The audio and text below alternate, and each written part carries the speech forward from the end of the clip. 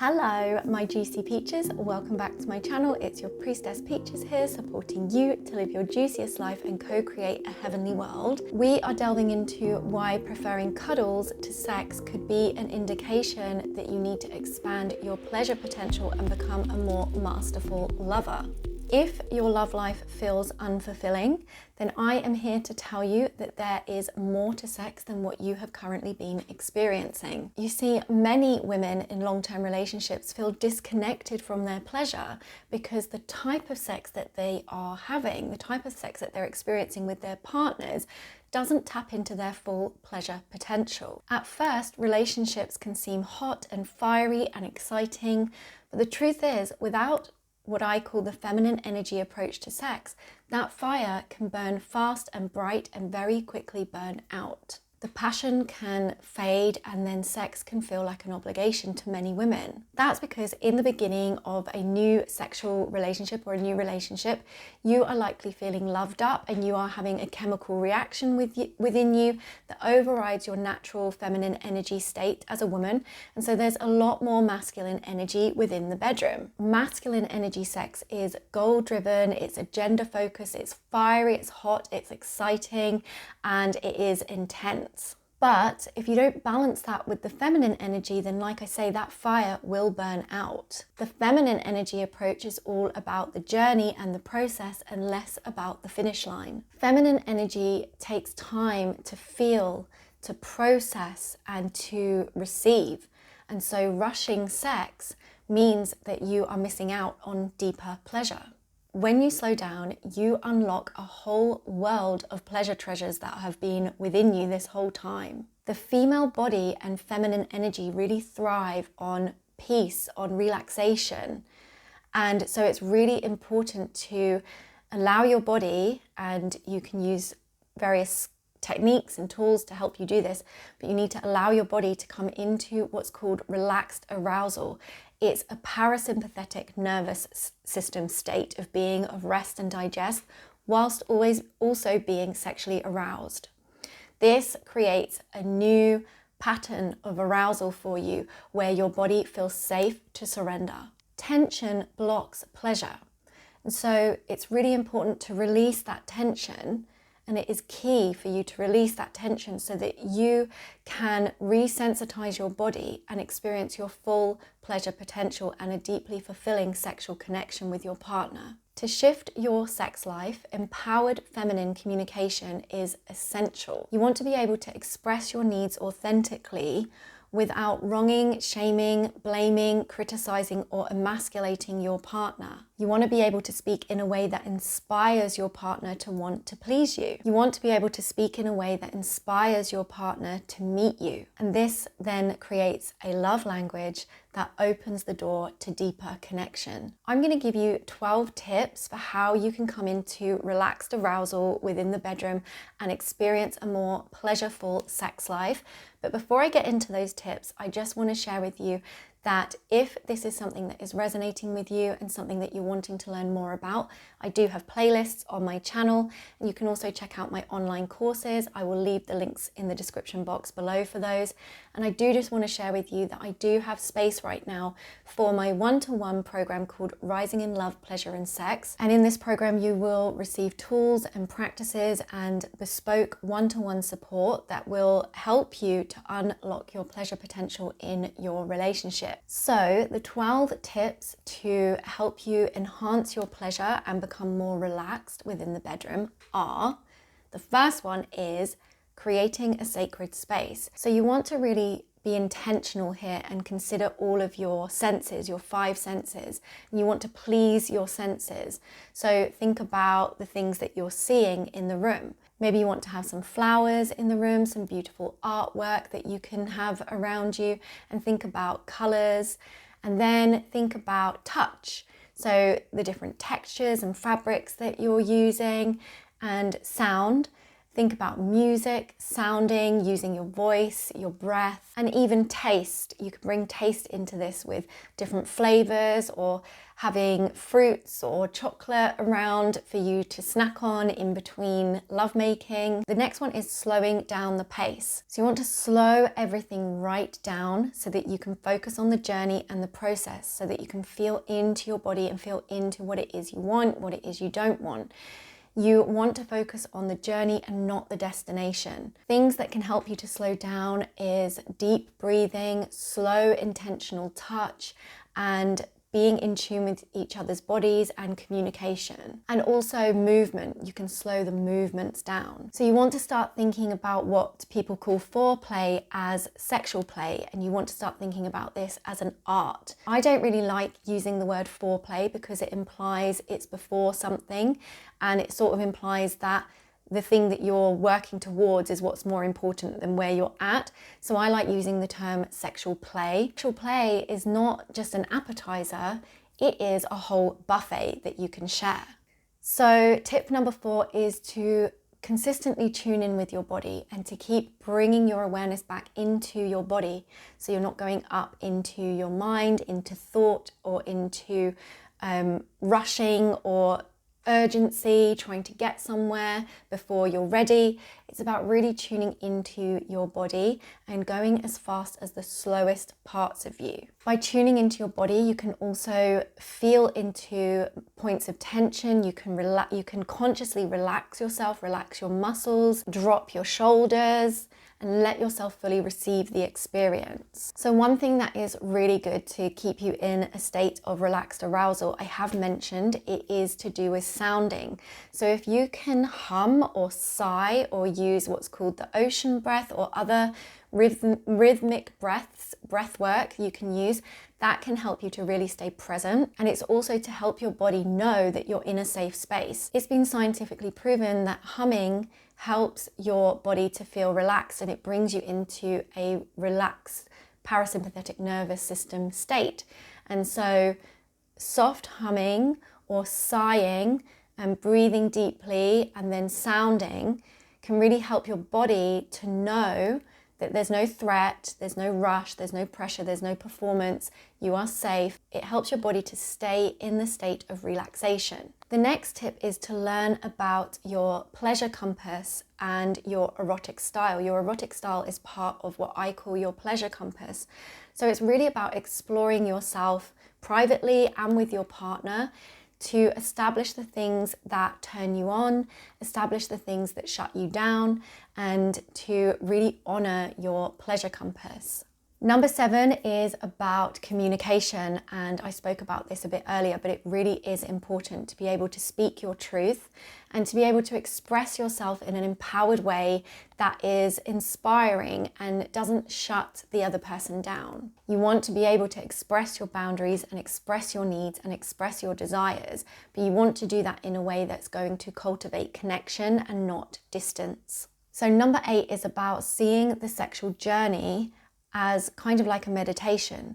So whenever you find yourself going off into habitual patterns and pathways, or going off up into your mind, or going off into urgency to get to the end goal, or feeling an obligation to please the other person, or feeling like you're taking too long, and all this conditioning that can come up, it's about really bringing your awareness back into the present moment and using that like a meditation. Every time your mind wanders off, bring it back, and then surrender more deeply into your pleasure. Number 9 is focusing on the authentic truth of what is there rather than performance. So letting go of expectations, letting go of agenda, letting go of goal, and rather focusing on what is right there in that moment and allowing that to bubble to the surface and be expressed and explored without any kind of judgment around that. Number 10 is having patience and compassion for yourself, because when you're slowing sex down, you will find that you'll be connecting to parts of yourself that maybe you have never connected to before, or maybe have been beneath beneath the surface or things that you've suppressed. So things can come up that may seem unusual to you to come up in the sexual space. And it's about being patient and having compassion for yourself so that you can allow what is there to come up and out. And also having patience if you feel bored or if you feel resistance, because it's a new way of experiencing sexual play. You might find that it is boring to start with and you're like, what on earth am I doing? Like, this is just boring. I want to go back down the usual pathways of pleasure that I know and that are familiar to me. But I want to invite you to be patient and persist and be compassionate and kind to yourself along the way. Number 11 is to self-care before your sexual time with your partner. So engaging in self-care earlier on in the daytime, gifting yourself some pleasure for yourself, some enjoyment and peace and relaxation for yourself throughout the day. This creates what is called the constant simmer of pleasure, and this means that your body is already starting to feel relaxed and open and in tune with pleasure. Things like an Aphrodite's bath, which is again taking into account all your senses and having a really luxurious bath with lots of yummy things, or if you don't particularly like baths, then you can do the same for having a lovely shower, doing some stretching, some journaling, using the jade egg, for instance, or having a self-pleasure practice beforehand, nourishing your body and your mind and your spirit. This will help your body to feel safe and trusting with you and more open and ready for pleasure. So number 12 is about trusting the process, and just to know that it's not going to be the most amazing experience every single time, and it's important to be able to kind of laugh and have a joke with each other and not take it all too seriously, and to just trust the process. This is a learning process together.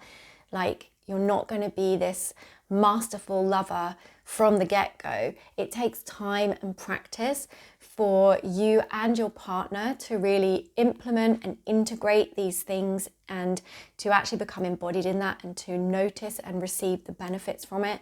So you need to trust the process and stick with it. So I just want to share with you a couple of stories from past clients that I've worked with and also my own personal journey here.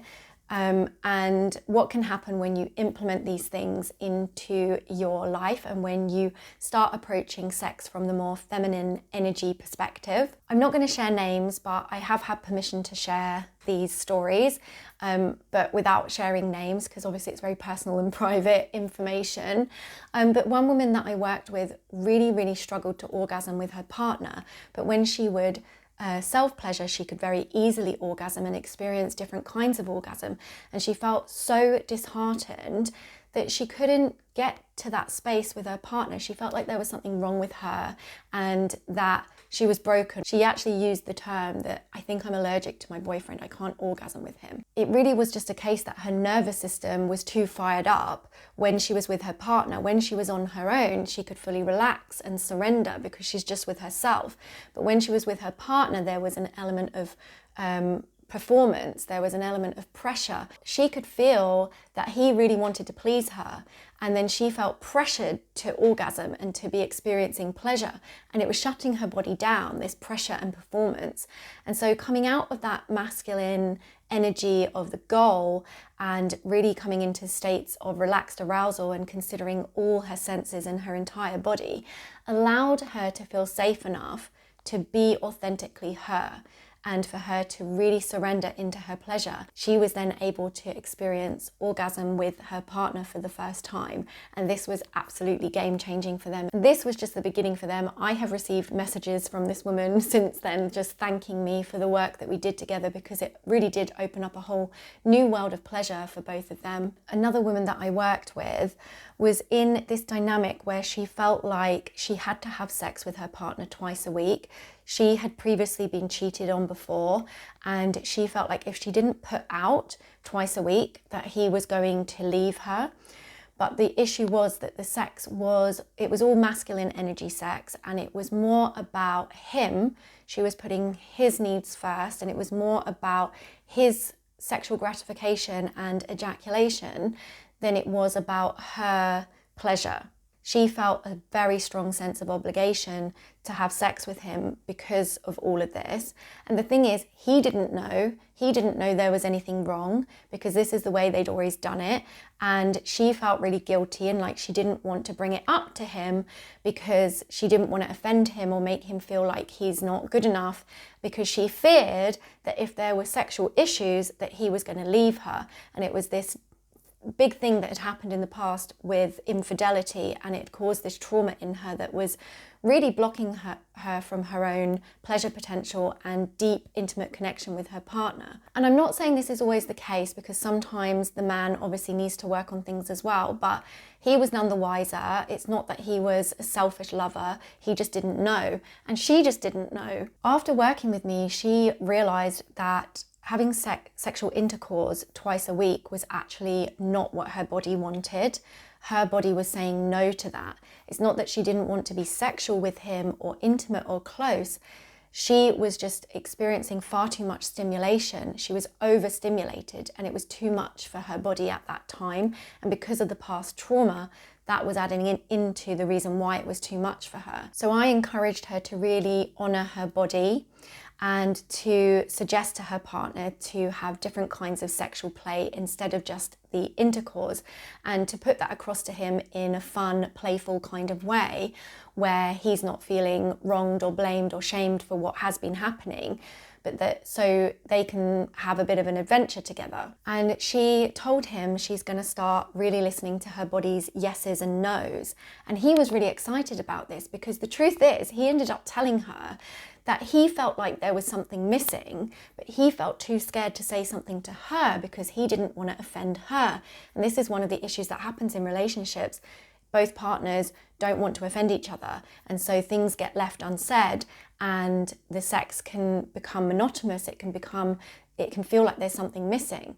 And so with this little bit of intimacy and communication, they started to open up to these other ways of exploring her feminine body and her female anatomy of arousal and her yeses and her nos. She started experiencing pleasure with him, and he could obviously see that, and he was responding very well to that. He was so grateful because ultimately that's what he wanted as well. He could feel something was missing, that she wasn't fully in it, she wasn't fully there, and she was kind of checked out because she was just going through the motions to please him due to fears. And so we worked on those fears, and we worked on these patterns of infidelity that have shown up in her family history, and we worked on her pleasure and her autonomy and her speaking up and her using her voice and being able to express, not just with words, but with sounds as well, so that he can know when something is feeling good, when something isn't feeling good, and she can be really present with her body, and so that they are having a mutual experience, they are having a shared experience of enjoyment and pleasure together. For the longest time, I only ever experienced the peak orgasm, which was like the external clitoral orgasm. When I was younger, I did experience a G-spot orgasm, but it was when I was high on drugs, and it was through like quite vigorous movement that really actually damaged my yoni. And so I was kind of scared of deeper vaginal orgasm, and I was kind of skeptical, and I'd also had some medical procedures on my cervix in the past that had led to some trauma there, and so the thought of cervical orgasm really scared me as well. But the thing is, the peak orgasm, the external clitoral orgasm for me was beginning to feel a bit empty, and I really wanted to learn how to heal my cervix and to experience deeper vaginal orgasm without it being damaging to my yoni. And so when I embarked on a journey into sacred sexuality and tantra and learning the art of relaxed arousal, it allowed my body and my yoni to blossom and bloom into pleasure, and I experienced cervical orgasm, G-spot orgasm, deep vaginal orgasm, in ways that were truly nourishing and fulfilling for me and not depleting or damaging. And this work has been so transformational for me, and that's why I'm just so passionate about helping other women with this as well. I really hope that you received value from this video. If you liked it or if you received something from it, then please do give it a thumbs up so I know that you are enjoying this content and that it is serving you. And if you want to become part of this juicy community, then feel free to subscribe to my channel and check out my playlists. I have lots of videos about things like this. And like I said, if you are looking for that deeper level of support to go really deep and heal your blocks to bliss so that you can expand into your full pleasure potential, then feel free to reach out to me and apply to work with me one-to-one. I will leave the links in the description box. And I am going to go now. I am wishing you an amazing day. And as always, remember to keep it juicy. Woo! Okay, bye.